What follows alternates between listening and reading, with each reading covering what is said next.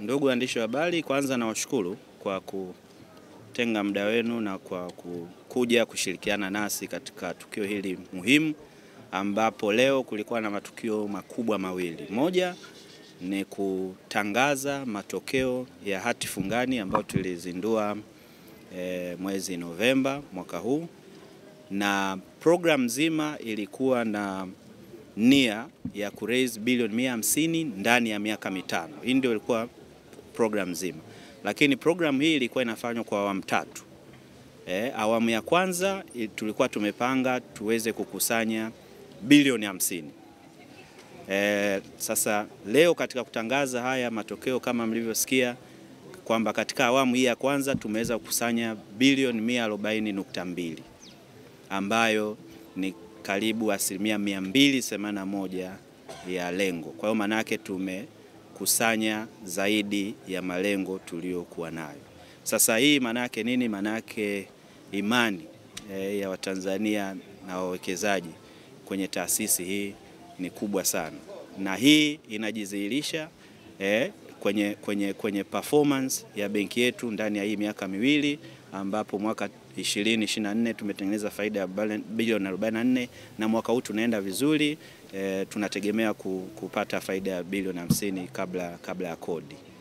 Nia ya pili ya tukio la leo ilikuwa ni pia kuorozesha hati fungani hii kwenye soko la hisa.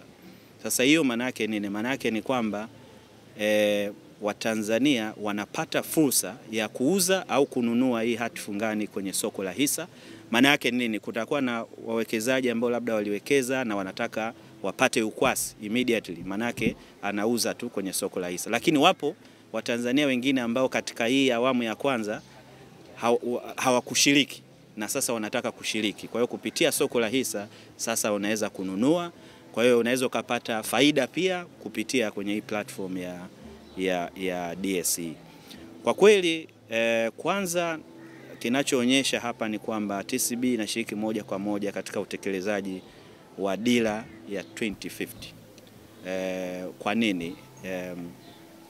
Moja ya malengo ya dira yetu ya taifa sasa ni kwamba tuweze kukusanya fedha kupitia alternative means, badala tu ya kutegemea, kwa mfano kama ni taasisi ya umma, basi utegemee tu allocation ya budget mwaka hadi mwaka. Kwa hiyo dira inatutaka tuje na mipango, tuje na mikakati ambayo itatuwezesha sasa ku raise financing kupitia hizi njia mbadala. Kwa hiyo instrument hii kwa kweli imedhihirisha kwamba ni jambo linalowezekana, kwa sababu tumei-raise na wananchi kwa kweli wameitikia, na jambo la kufurahisha ni kwamba zaidi 97% ya waliowekeza ni wananchi wetu, wananchi wa kawaida, na 3% tu ni ya wateja makampuni makubwa. Kwa hiyo hilo moja ilikuwa. Lakini kingine kilichotufurahisha ni kwamba zaidi ya 99% waliowekeza ni wawekezaji wetu wa Tanzania.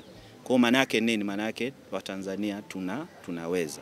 Lakini kingine kubwa, ukiangalia hawa waliowekeza, wanaume na wanawake, ni 50% kwa 50.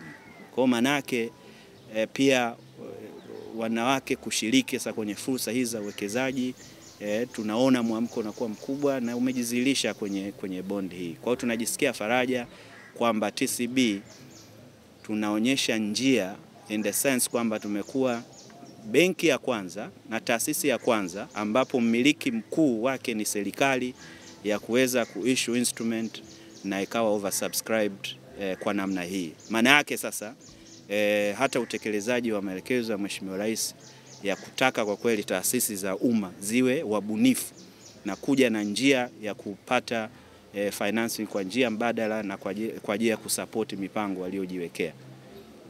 Kwa hiyo tunajisikia faraja sana kwamba tumekuwa mstari wa mbele katika kutekeleza hilo. Lakini kikubwa zaidi ni kwamba fedha hizi ambazo tumezikusanya, nia yake ni kuzipeleka kwenye kusupport wajasiriamali, wafanyabiashara wadogo na wakati, ambao kwa kweli ndio engine ya ukuaji wa uchumi wetu, na wengi wao vijana, wanawake. Kwa hiyo basi fedha hizi manake tukiziwekeza huku, tutazifanya hizo biashara ziweze kukua, tutawawezesha waajiri watu wengi zaidi, lakini itawawezesha hizi biashara kwa sababu zinakuwa zitakuwa zinalipa pia kodi kubwa zaidi, na hizi fedha zinapelekwa moja kwa moja kwenye maendeleo ya wananchi wetu. Kwa hiyo tunajisikia faraja sana kwa kweli mwitikio wa wananchi, na hiki kinachomaanisha nini? Maana yake sasa TCB sasa ina mtaji mkubwa zaidi na ina ukwasi mkubwa zaidi. Maana yake tunaweza kuwahudumia wateja wetu kwa uwezo na ufanisi mkubwa zaidi.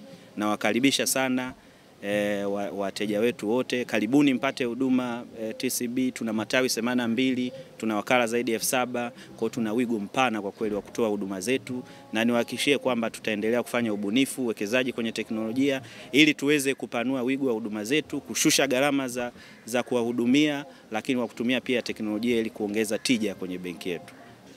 Siku ya leo benki ya TCB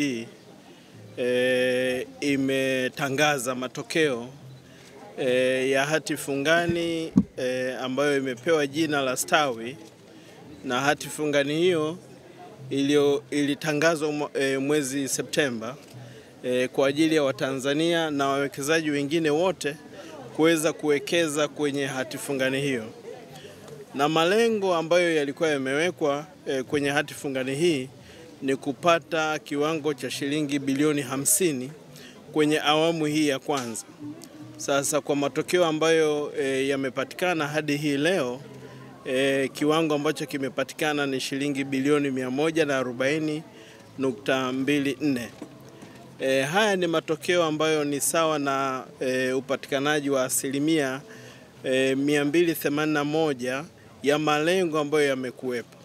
Mpango ambao ulikuwepo kwa benki hii ni kwamba ndani ya miaka 5 ndipo shilingi bilioni 150 zitapatikana. Sasa shilingi bilioni 140 zimepatikana ndani ya miezi miwili. Haya ni mafanikio makubwa sana kwa bidhaa kama hii sokoni. Nipende kuwashukuru sana Watanzania wote, wawekezaji wote, wa ndani na nje ya nchi, lakini pia wanaume pamoja na wanawake. Tumeona mwamko ni mkubwa sana kwa Watanzania wawekezaji kuweza kuchukua fursa ya kuwekeza kwenye hati fungani hii.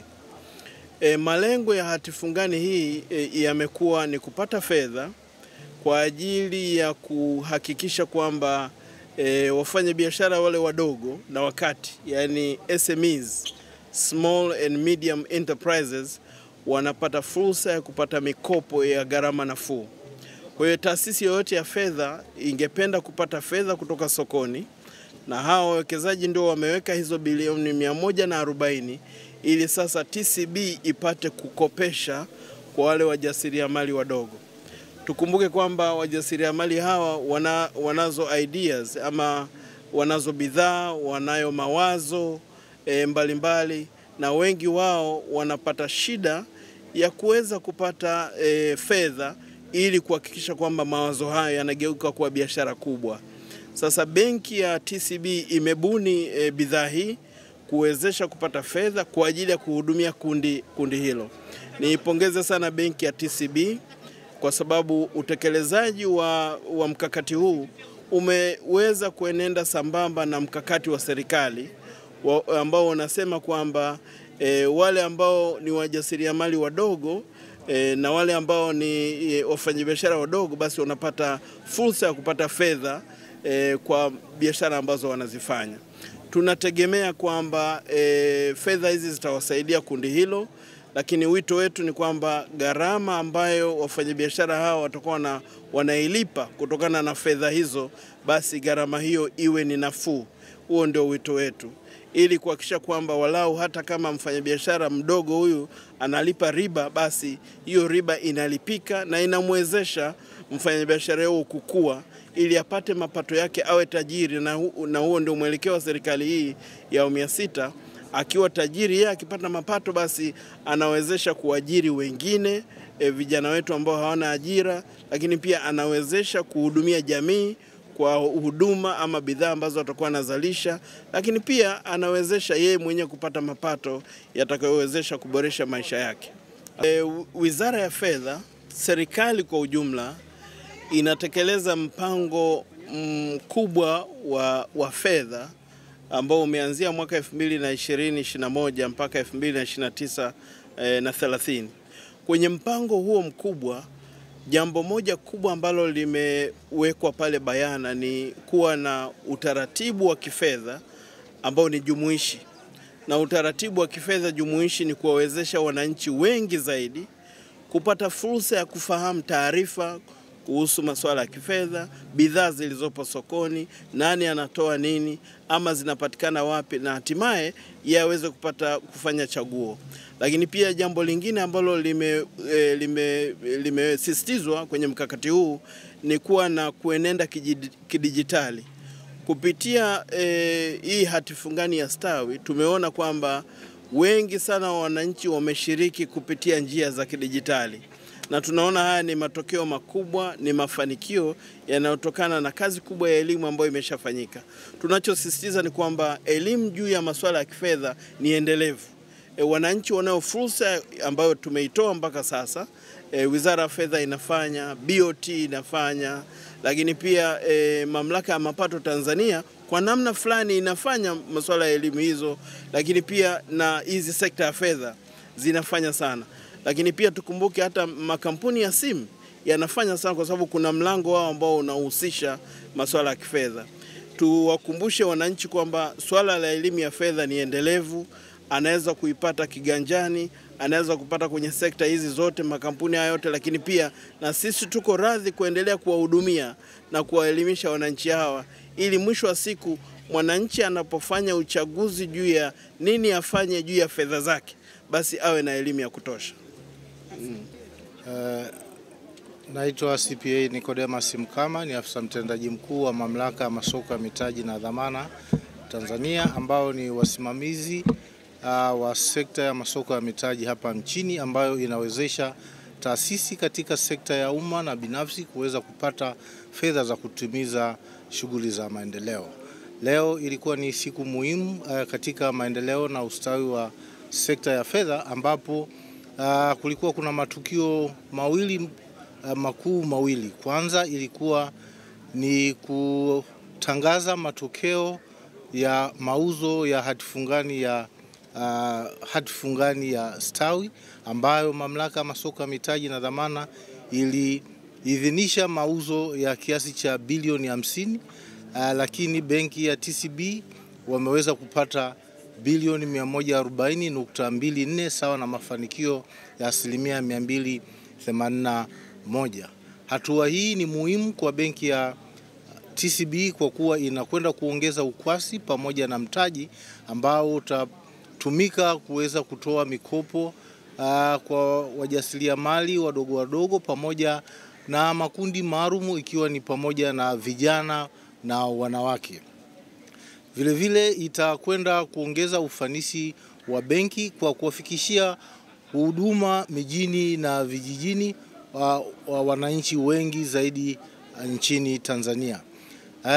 Mafanikio haya ambayo yamepatikana ni kutokana na mazingira wezeshi na shirikishi yanayotolewa na serikali, ambapo ni kutokana na sera, sheria pamoja na mazingira ya kiutendaji kupitia Mamlaka ya Masoko ya Mitaji na Dhamana, ambapo tuliidhinisha uuzwaji wa hati fungani hii, na hivyo matokeo haya mazuri ya 281, hii inaonyesha ni jinsi gani wawekezaji wana imani kubwa kwanza kwa benki ya TCB, lakini katika masoko yetu ya mitaji hapa nchini.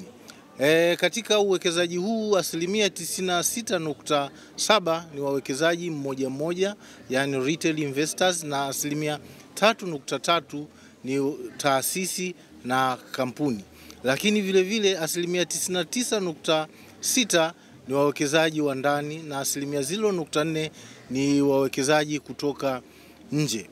Hii inaonyesha kwamba soko letu na wawekezaji wa ndani wanao uwezo wa kuwekeza katika taasisi, ambapo taasisi zinaweza kupata sasa fedha kutumia soko letu la ndani kuweza kupata fedha ambazo zitatumika kutekeleza shughuli za kimaendeleo, lakini vile vile kukuza biashara.